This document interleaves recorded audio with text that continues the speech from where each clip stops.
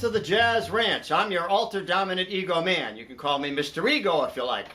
And unfortunately, I have to report that the KH is not available this evening. He was out clearing the yard using a woodcutter, and he caught his right hand in the woodcutter, and it got slightly chopped off, so he's all bandaged up.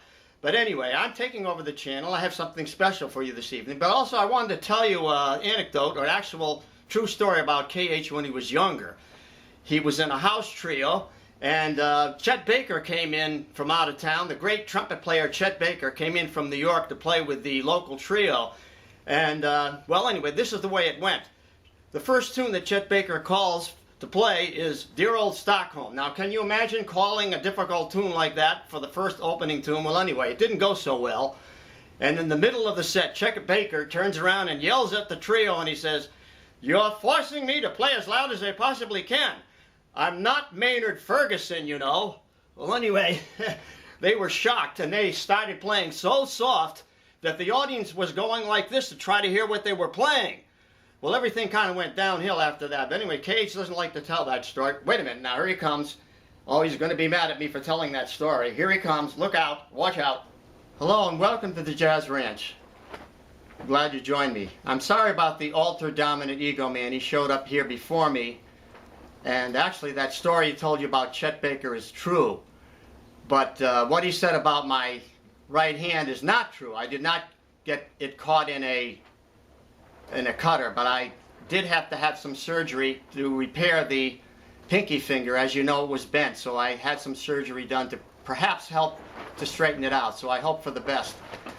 We'll know very shortly. But anyway, I would like to do something in view of the fact that I have limited use of the right hand. I wanted to continue to do things for you. And so this particular video is going to concentrate on the left hand, and specifically rootless voicings. Also using rootless voicings with bass notes. And I'm going to do this on a very simple tune, but a beautiful song written by Miles Davis, also attributed to Bill Evans. It's called Blue and Green. So now here we go with rootless voicings for Blue and Green.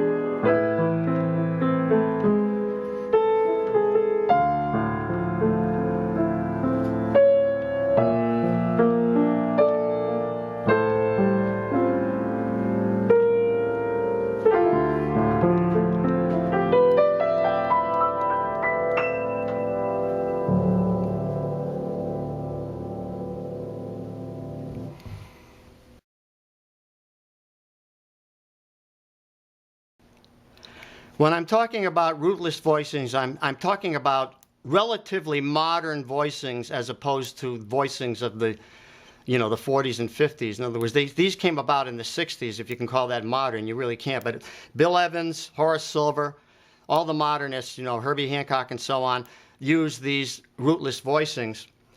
And what it involves is just taking the root position chord, like the first chord is B flat major 7 altered. So I'm going to take B flat major 7. I'm just going to take the fundamentals, the root 3rd, 5th, and 7th, and play them through their inversions. Like, okay, so root position, first inversion, second inversion, third inversion. So for seventh chords, you're going to have 3 inversions. Root, first inversion, second inversion, third inversion. So now if I want to use that third inversion, I can use it just the way it is, or I can drop the root and add the ninth. So it's one whole step above the root for the ninth. So it's like 1, 2, 3, 4, 5, 6, 7, 8, 9. Okay, so that's in there, that 9. Now, there's 3 possibilities for this first chord. Just play it like that, or drop the root, add the ninth, or play it like this and then drop the fifth and add the flat 5 or the sharp 11. It's really a flat 5. The sharp 11 is in the melody, so you might want to enhance that melody by doubling it, or you might keep it like that and have the dissonance. Depends what sound you like. That's pretty dissonant because you have a dissonant there and you have a dissonance there. But if you like that sound, it's the dissonant sound. The next chord is an A7, and I use this one. Now, you can use a 9 in there or a flat 9, but anyway, same idea. Root position, first inversion, second inversion, third inversion now. Same thing, third inversion. Now I drop the root and actually drop the fifth and add the 6, which is the same as a 13 above the 7th. How do I know that? Well, 1, 2, 3, 4, 5, 6, 7, 8, 9, 10, 11, 12, 13. 13th step of the major scale, but above the 7th. So there, with the 9th in it, or with the flat 9, so it could be like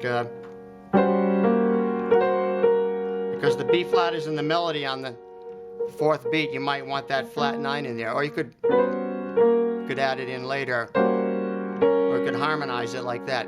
So there's a lot of possibilities, but the main thing is to get that voicing there. Now, see, 3-note voicings work almost just as well as 4-note. First one could be 4-note, second one could be 3-note. Now the next chord is D minor 9. Now D minor 7 is there in root position, so invert it, 1 inversion, first inversion, drop the root, add the 9th. So now you have a nice sound. Now the other thing you could do here is just play it in root position and add the 9th with the right hand, and you get a really nice dense sound there, which I like. And then the C minor 9 here. So you're pretty much converting all your 7th chords to 9s in some way, either flat 9s or sharp 9s or major 9s or minor 9s. This is a minor 9. That's a chord that Keith Jarrett uses a lot. In other words, it's just taking a C minor 7, the same thing, dropping the root, adding the 9th. Now here on the F7, I just had to go to there, and then I could add a flat 9 here. Sounds really pretty. And then back to B flat major again here. Now that's a 4th voicing. How do I know that? Root 3rd. Now this is 6 and this is 9, and you have perfect 4ths here. So that works beautifully there. And then it doesn't change much until there's a flat 13 there. D minor 9 again there. Now here, this chord. Now this chord is interesting because it's the E7 inverted now to the first inversion. Then I drop the root and add the sharp 9.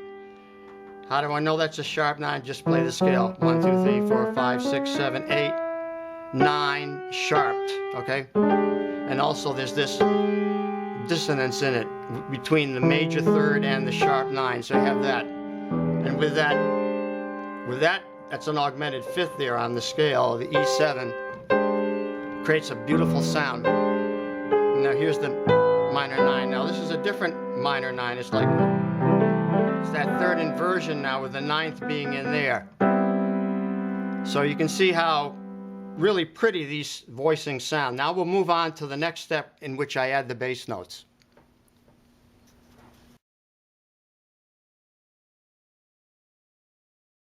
So now I'm going to put the bass note in to enhance the rootless voicing, and they're really pretty sounding chords. So when you add the bass note, it takes away the ambiguities. For instance, the first chord like that, depending on what bass note I use, it could be a G minor 7, right? Or it could be an E flat major 9 with a flat 5 or a B flat major 7. So like I want to put that B flat note in there in the bass to clarify what it is and to really hear the pretty sound of the chord. So, like that.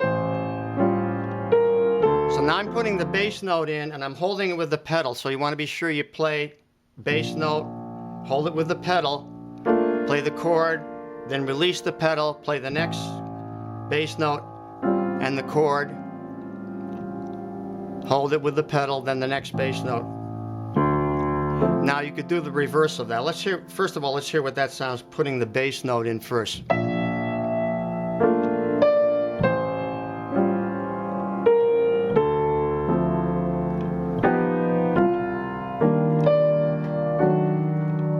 And so on. Now, you could put the bass note in after the chord, so it could sound like this.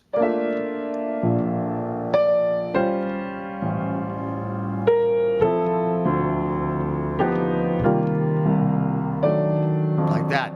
Now, what I usually try to do is mix it up between before or after. In other words, make it arbitrary and make it sort of like how you're feeling it. So I will do it like this, maybe.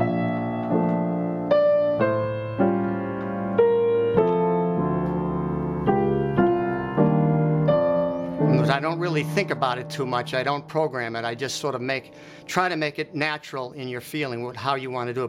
But that bass note will clarify the sound of the chord and give support, harmonic support, to what is really the root, which is really an important thing. And it's also gives it more beauty. I think it gives that rootless voicing more definition, and it makes it even prettier.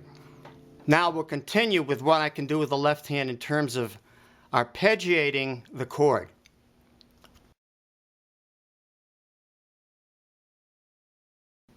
Another thing we can do to make the left hand more interesting is to arpeggiate the chord. Rather than just playing it like that,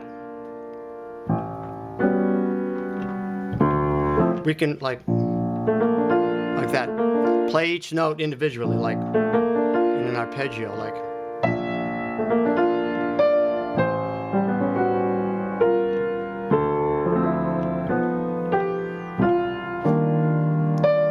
Certain places you have work better than others. Like that, maybe. Like that. And then I move the 13 to the flat 13. So you can do not only arpeggiate, but then you can move harmonically using that thumb to move down like that.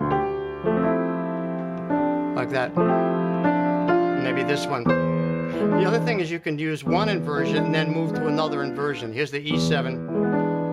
I can do it like that.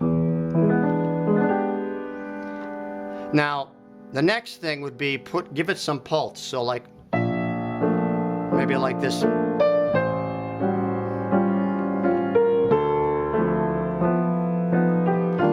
I actually didn't do much of that in the performance of this, but I'm doing it now, so you can hear the beat better, right? 1, 2, 3, 4, and 1, 2, 3. It doesn't have to be. It could be a very subtle thing, like 1, 2, 3, 4, 1, 2, 3. But you're keeping a pulse, a rhythm. You're playing the beats. 3, 4, 1, 2, 3. This is a really kind of cool and interesting thing to do. To think time makes it more fun for you as a player and for a listener to hear a beat.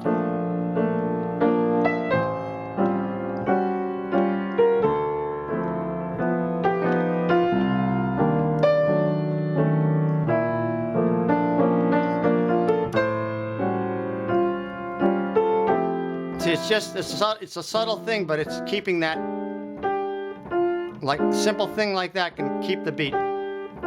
It dictates the quarter note, and so on. So that's pretty much it. That's all I'm going to show you in this video, and we'll wrap up now.